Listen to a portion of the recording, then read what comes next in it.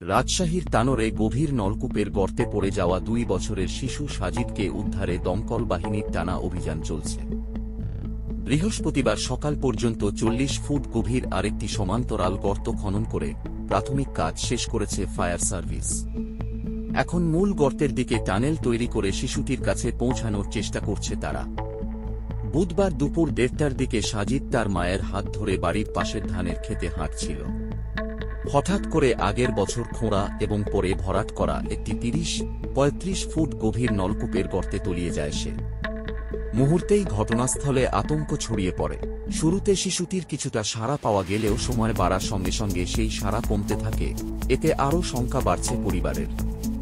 উদ্ধার অভিযানে 3টি এসকেভেটর, অ্যাম্বুলেন্স এবং জীবন রক্ষাকারী সরঞ্জাম প্রস্তুত রাখা হয়েছে।